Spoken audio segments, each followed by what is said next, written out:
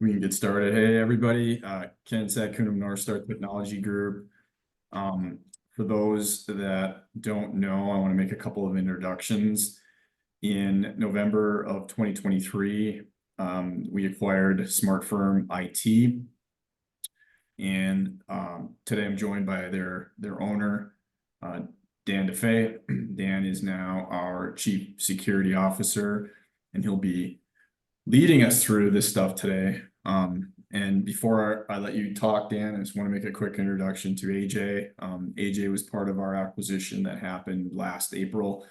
AJ is currently stationed in North Carolina, and he's one of our senior technical engineers. And I just wanted to introduce you guys. AJ, want to say hi quick? Hey guys, happy to be here. Short and sweet, I like it. Dan, I'll hand it over to you. All right. Thank you so much, Ken. You're welcome. Yeah, so like Ken was saying, Ken and I have known each other a while. We decided to go ahead and bring our two companies together back in November, and it's been working out really well. One of the reasons why we're having this call today is because after we joined forces, we kind of took a look at some of the services that we were using in Smart Firm and what was being used in North Star. And we did see some gaps, and we wanted to kind of shore that up. So, one of the great things about, working with North Star is that we have such a great team of employees and other cybersecurity professionals, and everybody's got great ideas, and everybody's very passionate about keeping our customers safe. So we really are, doubling down on doing the best job that we can to keep all of our customers safe. And so in this presentation, I'm going to try to make it as short and simple as possible. We're going to go into some of the upgraded technologies that we're recommending to our customers. And we just want to educate you on why we think it's important that you have those. And of course, we're not forcing this on anybody. You can opt out. We just need you to understand that we've briefed you on this and that you are accepting the risk of not implementing these technologies. So I'm going to jump into here where we're going to kind of go over what we're seeing out there in the world. And if you've been watching the news, you'll probably hear the words breach and compromised used a lot. Does anybody out there know what the difference is between a breach and a compromise? All right, well, let me go ahead and explain. A compromise is usually where everything starts to go bad. The compromise is where the attacker gets a foothold into one of your systems or into one of your cloud platforms. And then they start to poke around in there. They start to find all kinds of things that are going on. They really try to expand their reach inside of your business. And the breach is where the actual damage happens. We sometimes refer to that as boom in our industry. So the compromise is where things start. Compromise can sometimes, happen months and months prior to the breach actually being detonated, if you will. So when you hear those two terms tossed around, we just kind of want to point out what the difference in those are. The business email compromise is one of the biggest problems that we're seeing now. That's probably the largest uptick across all the different types of attacks that we see. And that's where the criminal gets inside of somebody's email. The person that is being attacked doesn't even know they're there. And then this person's able to leverage the fact that, the person's email they took over, they can pretty much send emails at will to all of their contact lists, and there's a good chance that those emails are going to get opened. So it's a good way for them to get in and spread the the attack, to other trusted sources. And so really we're facing a huge problem with this criminal mindset that's out there now, where cybercrime has actually grown to the point where it is the fastest growing industry, even faster than the drug trade and faster than any legitimate business that's out there. So given these elements, we're constantly having to evaluate what we're doing to protect our customers, and we're hoping that you also understand what the concerns are out there about getting attacked. And if we don't keep up with what they're doing, there's a good chance that you could end up in a bad spot. So we're going to go over some of these other things that we're seeing out there. Most of the smaller companies that we talk to, they really have a false sense of security. They think that because they're small that they're not going to get attacked. And the exact opposite is what's going on. The attackers actually know that a small company is going to have fewer resources and they're going to be a lot easier to attack. So, if an attacker goes after a very large company, like when they went after MGM or one of these, multi-million-dollar companies, it's a very sophisticated and difficult attack, and it can take a lot of time for them. And, with an attack that size, the FBI is going to get involved, and there's a good chance they might even get caught. When they go after small businesses, there's just very little risk on their side, and there's a really good chance they're going to be able to achieve what they're going after. So given this, the other problem that we see is that these small businesses most often don't even carry cyber insurance. So when an attack does happen and they really need to have a war chest of money available, they aren't prepared to deal with that. So Ken and I have both seen firsthand what an attack does to companies, and Ken's even seen a hospital system close their doors after getting attacked. Any thoughts on that, Ken? Yeah, obviously when you're in this business long enough, you start to see, the good and bad. And we've had to work with organizations of different sizes. I know you talk about small businesses, but of different sizes that have gone through breaches. We've had to help them through audits regarding compliance. And unfortunately, we've even seen doors close. And the reason why doors close is because of the expense to recover from these events. And we could do a completely separate webinar just on case studies of this and how expensive it can be. But the idea here, of course, is to try to avoid it. Yeah, it's really bad to see, especially when, in hindsight, you look and see that if they had just done a few things up front, everything could have been avoided. Another common misconception is that the attackers are not going to be able to get to your data because you have it in the cloud. We at North Star think that the cloud is a great thing. We encourage people to use it, where it's applicable. But the reality is the cloud is actually even easier for an attacker to try to get access to than something that's inside of your network. So hackers have evolved as well, and 82% of their attacks happen in the cloud. Just an example of this, whenever we do a risk assessment for a company, we like to look at how many times are bad people accessing their systems, or at least trying to access their systems.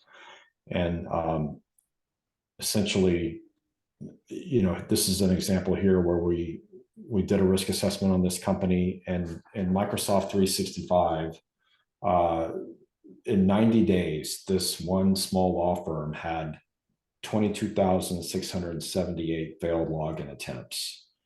And what this means, every red dot that you see on that map, that's where the attacker knew a username, a valid username that was in that law firm. They just didn't use the correct password yet. So that's what this looks like.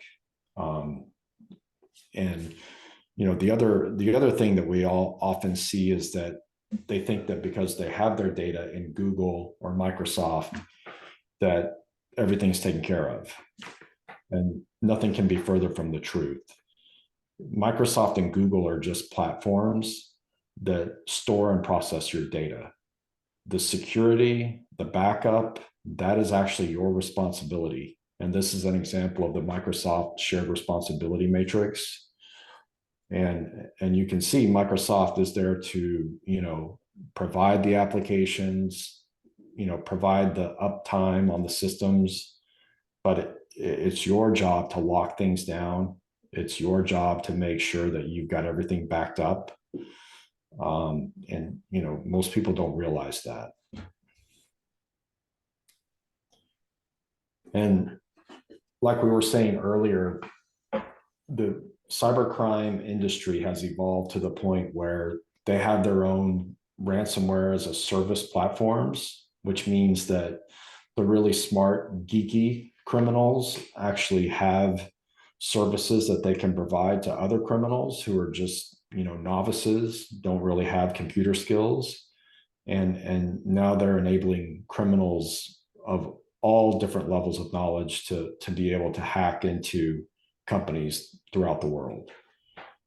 We've even seen, job postings where they're paying these hackers, upwards of $250,000 a year with benefits to join their cyber gangs.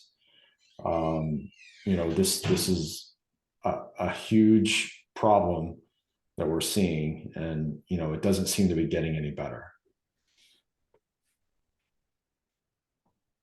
And here's just some more statistics. Like we were talking about before, the compromise happens before the breach happens, and usually a system is compromised and it takes about 120 days before the breach actually happens. So there's a lot of time where these people are in your systems and they're not detected. And that's what we want to try to put a stop to. We want to, first of all, prevent them from getting in your system. And if they do get in, we want to detect things right away. Here's just an example of ransomware, which is still a huge problem. I would say the business email compromise is growing more rapidly than ransomware, but ransomware is still a very, very big issue. And this is just a website that kind of keeps track of some of the ransomware attacks. And you can see in the past 24 hours, there's been 15 new attacks posted. And this is just the ransomware where they've actually taken data from a company and posted it on the dark web. So, there's several other ransomware attacks that go on that where the criminal locks up the system and doesn't even steal the data.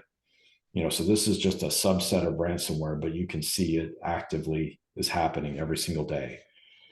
So I took a screenshot of some of the attacks that have just happened today. You can see, these companies actually had ransomware deployed to their systems and data stolen and posted on the dark web.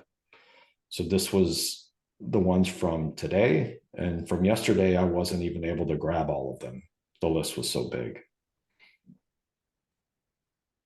So getting back to the business email compromise, this is probably the biggest problem that we see. And some of the solutions that we're proposing for the upgrades are going to, limit any kind of damage that they can do on this kind of attack. Ken, I know you've seen several of these. Do you want to tell a story about any of them? Yeah, I mean, I know we're going to kind of go into some of the tool set, but one that comes to mind is a recent one, which just reemphasized why we are making a change. It's possible that some people on this call don't have even the most recent cybersecurity stack. I know we have some customers on our super legacy where it's antivirus and some patching and not much more than that. Our next level stack, we were using a tool called Proofpoint, which then you're going to go into. And we had a business email compromise recently with a customer that had Proofpoint, and it basically did not much, right? The user clicked on something, so there was a security awareness training element there, right? You can't stop everybody from making choices that can be detrimental, to your information. But the tools didn't do them any favors. And what do we have, like 3,000, 4,000 messages sent out to everybody in their inbox? Yeah, actually sent out through Proofpoint. Yeah. It wasn't detected. Yeah, and that was my point. And we had an engineering company that had a business email compromise, and then some spoofing that happened where the bookkeeper got an email that looked like it came from the owner to cut some checks, and she cut 2 checks, each over $150,000, so over $300,000 went out the door. Again, more failures there. Business email compromise. Security policy and procedure around dual controls on how much one person is approved to write checks. There's layers of stuff, right? So a lot of these events start with a BEC. Yep. Yeah, they do. And then another one that is really scary is the remote access Trojan. This is where, a lot of people say, oh, I've got everything in the cloud, I'm good. I've got McAfee maybe on my computer or something like that. We see this all the time. If you click on the wrong phishing email and the attacker has the right payload, several times those payloads will be something like this remote access Trojan, where it doesn't take but a split second for this to get deployed onto the computer. McAfee, your typical antivirus, those types of services are not even going to detect this. And the attacker is going to have full access to your computer. If you have a laptop, they can actually take over your webcam. If you happen to be, logged into one of your secure online portals, they can actually grab the keystrokes as you're typing into that secure online portal, which now is not secure. So the remote access Trojan is something that we always need to be vigilant and make sure that, that's not installed on any computers. So, what we typically see when we do a risk assessment for a new customer, they typically still have the antivirus and the firewall in place, and they honestly think that this is enough security. And, nothing can be further from the truth. If you've got antivirus and firewall and you think that that's enough, we can go through and show you several ways that both of these can be bypassed. The antivirus can even be uninstalled. And it's a very, very much a false sense of security if you're only relying on these 2 pieces. Now, don't get me wrong, these 2 pieces are important, but you've got to wrap them with so many other services these days to really have a full, secure solution in place to prevent attackers from gaining access. So one of the other things that we've been really excited about recently is we've partnered very closely with Coalition, which is one of the largest cyber insurance carriers out there. And we've actually redesigned our security stack to align with the controls that they require for you to carry Coalition cyber insurance. So these 13 controls you can see here, these are all covered, by the things that we have in place, including the upgrades. And I want to make just a point. Obviously, our biggest recommendation is to carry cyber liability insurance. It does not need to be through Coalition. We just have a relationship with them. A lot of the things, if not all of the items, right, that we are aligning to Coalition's readiness will work and help you with getting renewals, et cetera, from other carriers. The idea is that these insurance carriers, which again, we strongly recommend carrying cyber liability insurance, are requiring. And so we just wanted to make sure that our solution aligned with that in partnership. And some of you guys have heard me talk about this, that up until about 2020, the only conversations I ever had with an insurance broker carrier was during our renewal. And now it's a weekly occurrence where customers reach out to us with help filling out their applications. And so our goal, again, is to have a stack and a solution, right, that makes that easy, seamless. Yep. Yeah, and when we look at, you know, what our new security offering has, it has, you know, this, well, what we call modern cybersecurity system, right? It has all these different layers that are in place, and all of those layers are talking to our security operations center, you know, and we're able to see in real time, you know, when something bad is happening, you know, be it on an endpoint, or maybe there's a mailbox that all of a sudden we're seeing, you know, email traffic and logins coming from a different country. You know, there's all these data points now that we can correlate to our security operations center and make sure that, you know, if there is any kind of an attack, that it gets resolved in a very quick and timely manner. And I think that that's an important point that is lost because there's lots of bullets on the screen, is the correlation, right? So if there is an event that happens, being able to correlate that event with multiple systems, your firewall, your antivirus, you know, the security operations center, the logs, the security logs, you know, all of this stuff creates a picture, right? Tells a story of what the bad guy did, and the ability to correlate that allows us, right, to one, be able to prevent more of these from happening, and two, if something bad does happen, be able to dramatically increase the speed that forensics can do their job. Because even with insurance, or even you know, with a lot of the stuff, right? Again, people could click, they can make choices. And ultimately, where time is really, really lost is during that forensics phase of a data breach. And being able to correlate all these events together dramatically reduces that, increases your chance of not closing. Yep, absolutely. And so in the next part of this, we're going to go through some of the new solutions. Some of these you may already have in place, depending on which email you received about the upgrades. So we're going to go through all of them. So if it's something that you already have, you know, you might learn more about why it's valuable, or, you know, it may not apply to you because you already have it. So we're going through all of the upgrades. Some of you may already have some of these, some of you may not. So, you know, one of the first things that we want to talk about is our SOC, our Security Operations Center. And we use Rocket Cyber, and we have everything pointed to it. We have the endpoint detection response, you know, feeding all the things that it finds going into there. We have telemetry coming from Microsoft 365 that goes into there. So if somebody is logging into Microsoft 365 and they're doing it from this certain computer, if all of a sudden it sees, hey, this Microsoft 365 login is coming from a different computer, you know, that's a problem. The SOC's going to notify us, and we're going to investigate this and take action right away.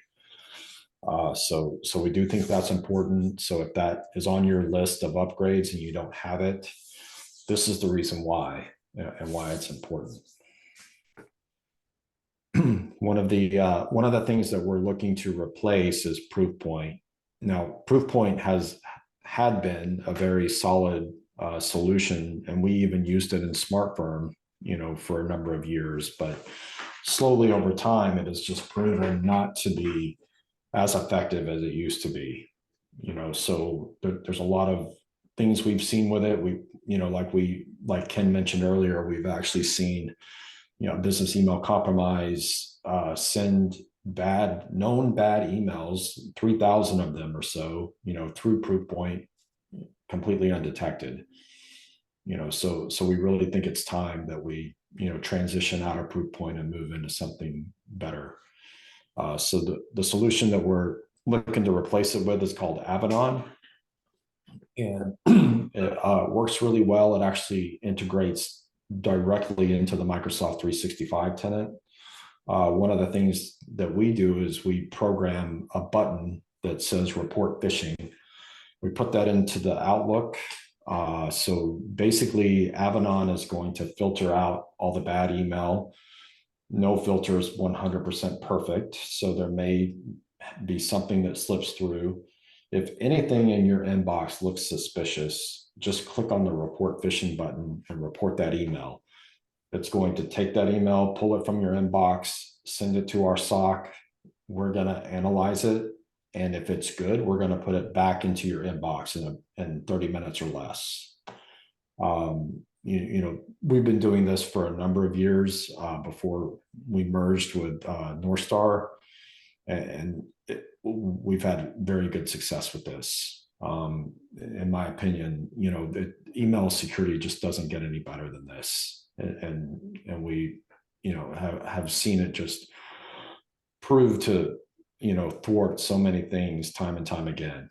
The problem with not having this level of email security is that, people are going to see an email, maybe it is legit. I'll just click on the link to find out. And, by then it's too late. So we want to avoid the clicking on the link to find out situation. And just if you think it's suspicious, report it.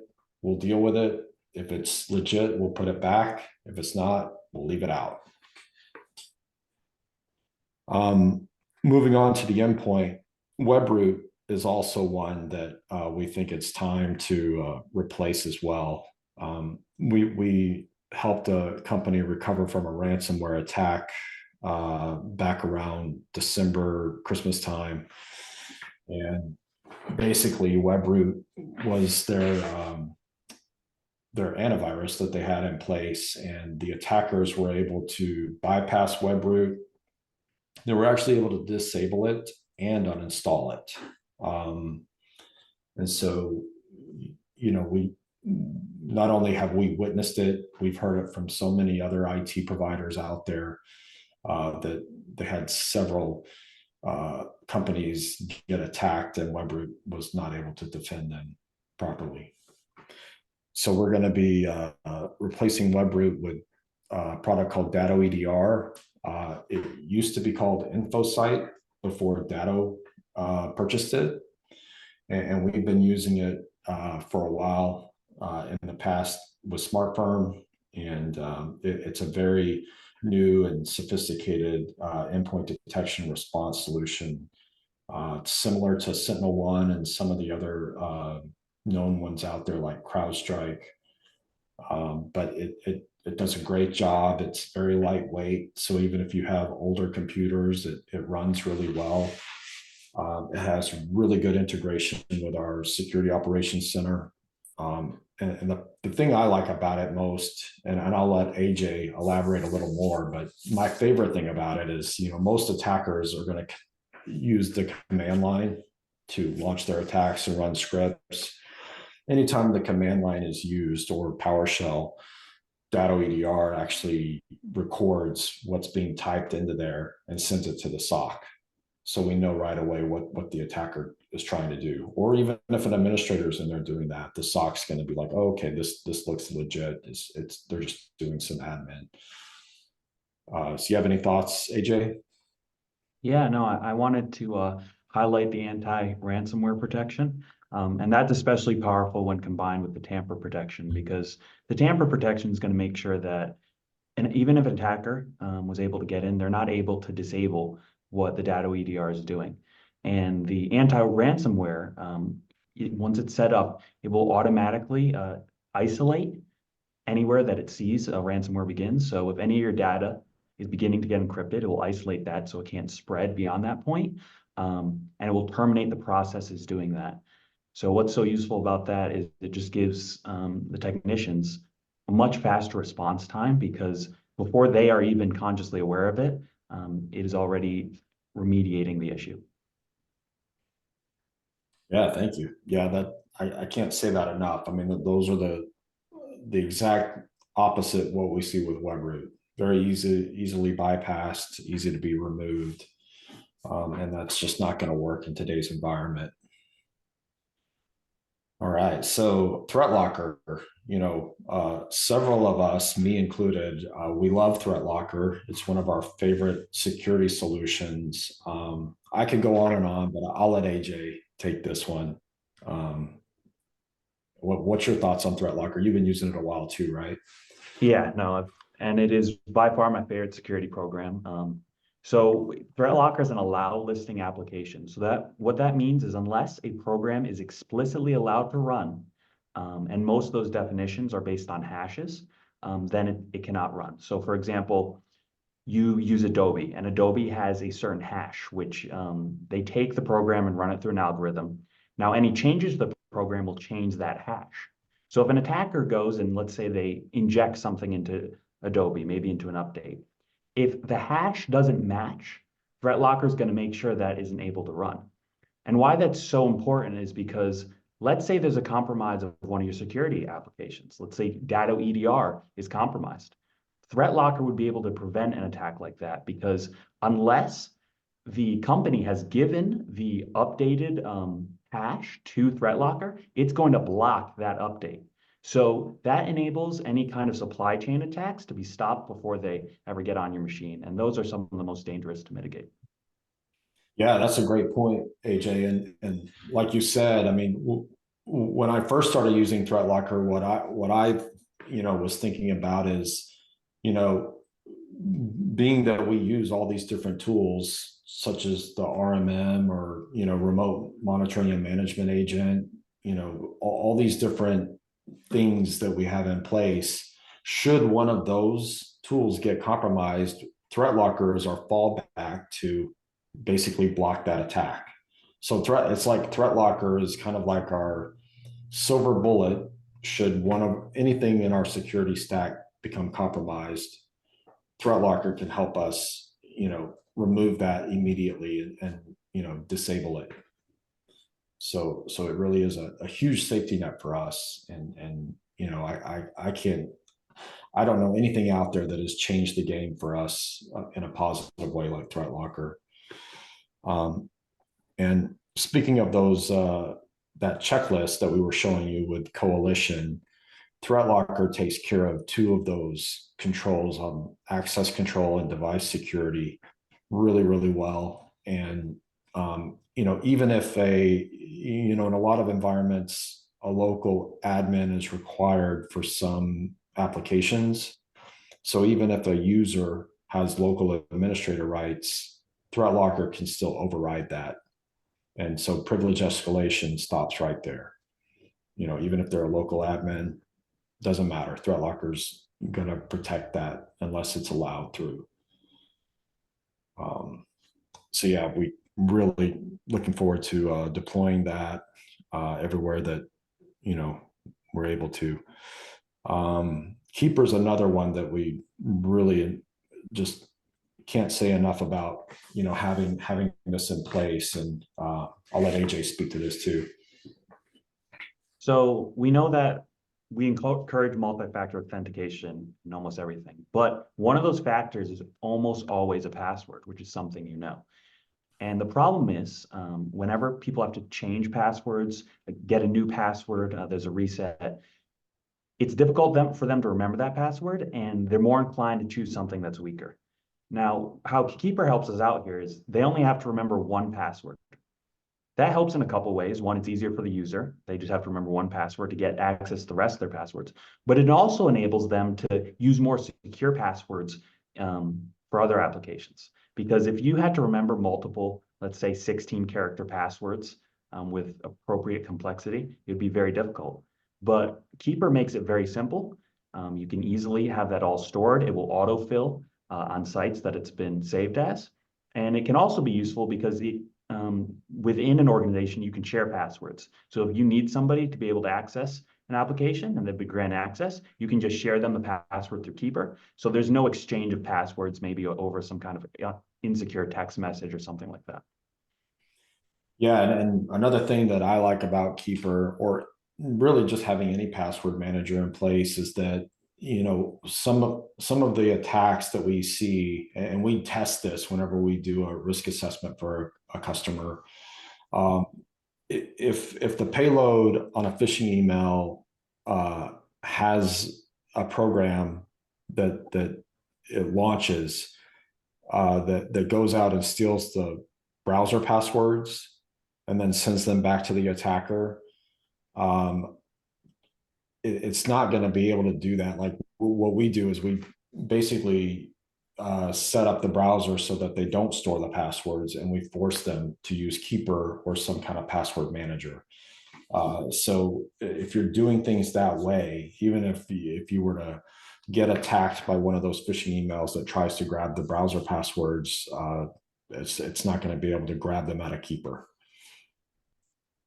So that's another reason that we like it. All right, so Lookout. This is basically mobile device security, not to be confused with mobile device management. This is really just think of it like advanced antivirus for your cell phone. What it does, anytime you get a text message with a link, it's going to scan that link, make sure things are safe. It's going to make sure that the cell phone that is accessing your corporate email is not jailbroken. It's going to make sure that the cell phone is updated properly. It's going to provide a VPN in case you're using Wi-Fi. So what we understand is that most companies these days, they don't provide cell phones for their employees, but they still want their employees to access email or other corporate information. Lookout is a good way to balance that so that you keep the device safe, but it doesn't cross over into the privacy side of things on the cell phone or mobile device. Another thing, if you're not already doing this, we would like to implement security awareness training. This is just proven to really raise people's awareness. More people that get trained usually do much better and don't click on the wrong things quite as much. So if you can implement this, it's really going to be very effective at keeping you from experiencing any kind of compromise or downtime. Along with the security awareness training, we like to do phish testing, where we'll send out a fake email and see if we can get anybody to click on it. We can even see if they'll actually submit their credentials. And so by doing this, you can really test and see if your employees are, doing the right things and avoiding clicking on the wrong things. If you don't already have it as well, we'd like to implement dark web searching. Pretty much on an hourly basis, passwords are constantly posted to the dark web for sale. And anytime that you have a password that's out there and it's been compromised and known to the bad guys, the moment that gets released, they're going to try to start using those passwords to get into some of your accounts. And since most people reuse the same password, they'll try 300 or 400 different accounts that you have until they try to get into one of them. So we highly recommend you have this service in place, and anytime a known password gets leaked, we notify you to reset that. We're going to be implementing the upgrading of the email security. These are kind of things that a lot of people don't really recognize, but when an attacker looks at your domain, one of the things they're going to do is look at this part of the security that's on your domain, these SPF, DKIM, DMARC records. If you don't have those in place, it's going to be a lot easier for them to carry out email attacks on you. So we have a service that helps keep all of those updated and in place, so that you have less of a chance of being spoofed or these other kinds of attacks that they launch on companies. Cyber liability insurance is another thing that we recommend having. What we find is that most small businesses actually don't have it, or they maybe have some kind of a rider with their regular liability insurance, and usually that's not enough. And some people will have cyber insurance and then they do nothing on the preventative side, which is also an issue. What we're seeing more and more is that cyber insurance applications are getting longer and longer. They have these checklists, and if you say that you did something and you actually didn't do it, you're probably not going to get paid for the claim you file if something bad happens. And it could be even worse than that. We have examples of insurance providers reimbursing or honoring the claim, and then later doing audits against the companies, against what they attested to in their applications. And if there's a discrepancy, they could come after you. I have several examples. We do a bunch of work in compliance, and there are several examples of large hospital systems that essentially they lied on their application. I don't think people look at it as lying. They're like, ah, well, we got this. Yeah. And they say, yeah, we're doing this, but really they're not, or they're not completely. So yeah, it's a big deal. Yep. Yeah, and just circling back to the checklist that we always follow is the coalition checklist. These things are good for you to be doing anyway. So we that's why we decided to align our security services with this. And Coalition is one of the security or the cyber insurance companies that's really working with IT service providers like Northstar, because they understand, if they work with somebody like us, if we're doing the things that we need to do, they're probably going to be paying a lot less claims. So it makes sense for them to partner with companies like us. And even beyond that, there are so many businesses, and I don't think any on this call fall into this category, but there's so many businesses that are doing such a poor job with cybersecurity controls that it's not even a renewal, it's not even a claim reimbursement, they're not even able to get coverage bound.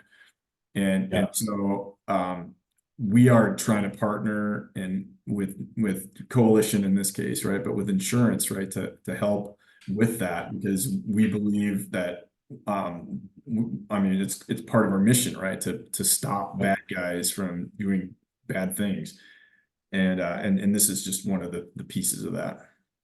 Yep. Yeah, so we kind of look at it like, obviously there's a list of things that we do on our side. We consider our side left of boom being the incident or the breach that happens, and then Coalition or your cyber insurance would be to the right of boom. And so we really think you need to have both sides of that equation covered. You need to have an IT service provider doing everything they can to keep you safe, to avoid boom from happening. But in the event boom does happen, you need to have cyber insurance there as your safety net.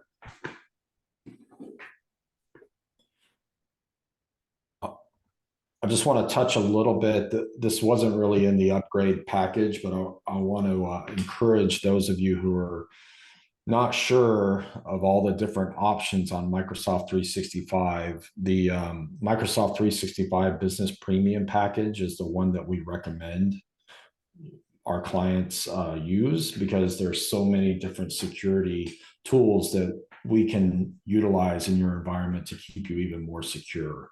So with the Business Premium, we actually have Azure Active Directory, which basically is going to log every single login attempt into your computer. It's going to keep track of, the encryption the state of your encryption. Like if the laptop is stolen, we can actually go into the portal and prove that that device was encrypted. So maybe you don't have to report that, to any of the authorities. There's going to be this thing called conditional access, which did you want to talk about conditional access really quick, AJ? Yeah, so I talked earlier about the multiple factor authentication, and conditional access really helps add more of those factors. So it's very customizable. So based on the security group you're in or the application you're accessing, there's different factors that can come into play. But a common one we see is the location. So for example, if somebody's trying to sign in to your account from Russia, it's not going to allow it. And it can be either IP based or geographically based, but that's a common control we use. It can also be used for, let's say somebody's trying to access a specific kind of data. So conditional access, what it will do is we'll make them re-answer their MFA to verify that it is in fact the user who's reaching out to do that. Yeah, thanks. And again, it's not a requirement. We're not pushing business premium on anybody, but if you are deciding between business standard and premium, I would say if you can afford it, please go with premium. It's going to give us a lot more tools that we can use to protect you. All right, so just wrapping this up, we're planning to replace Proofpoint with Avanan, replace Webroot with Datto EDR, implement Threat Locker, introduce Rocket Cyber as the SOC, install Lookout on mobile devices that access company data, administer security awareness training, implement phishing simulation testing, dark web monitoring, maintain the cyber insurance policy checklist, and configure business premium for those of you that have that. Excuse me. So with that, we're done here and ready to take any questions you may have.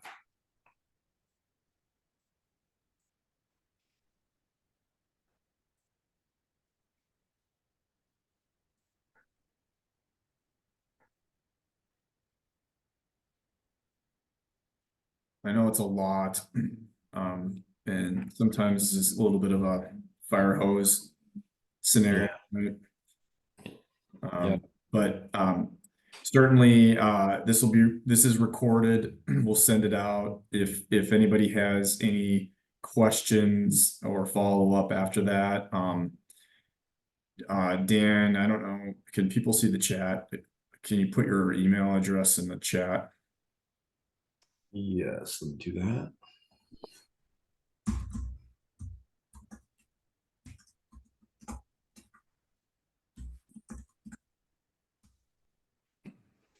Yeah, feel free to reach out to me. Oh, it looks like we have a Q&A.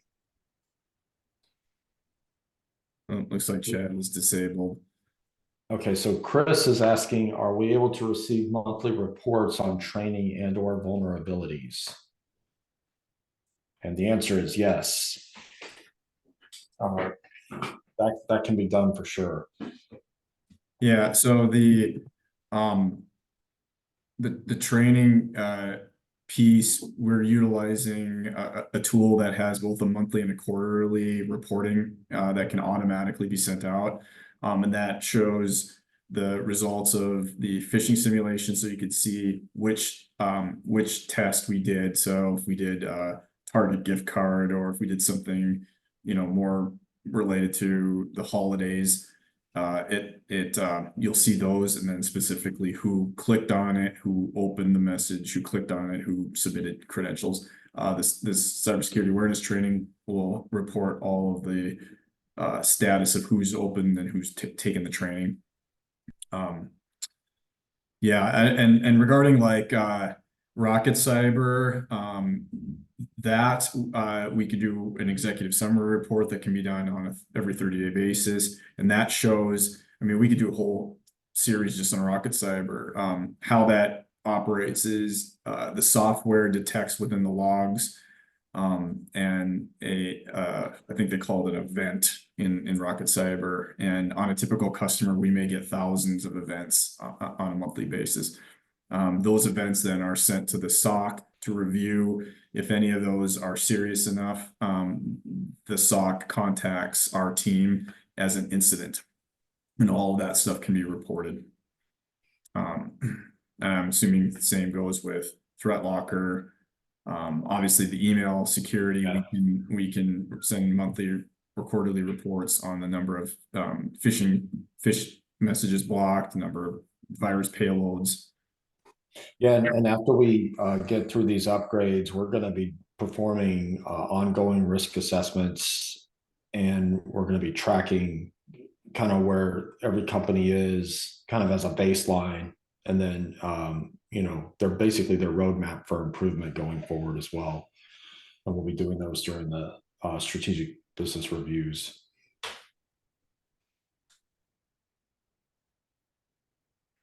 Yeah, great question. Thanks for asking, Chris. Does anybody remember any of the other questions we had at the last session that I forgot to record? Is there anything that we could cover that we might anticipate? I know we had Eric asking a few really good questions. I don't remember if there's anything that we can recall that. I mean, in general, I think AJ did a really good job of the technical explanation. So if there's anything that comes up specifically, just reach out. And again, I don't know. Amber says that the chat was disabled, so we can just send out an email to attendees with Okay. so. All right. If that's it, I will let everybody get 6 minutes back from their day. Thank you, Ken. Thanks everybody for attending. Thank you, AJ, for your participation, and thanks, Dan, as always. I appreciate it. You bet. Anytime. All right, everybody. Thank you. Thanks, everyone. Bye.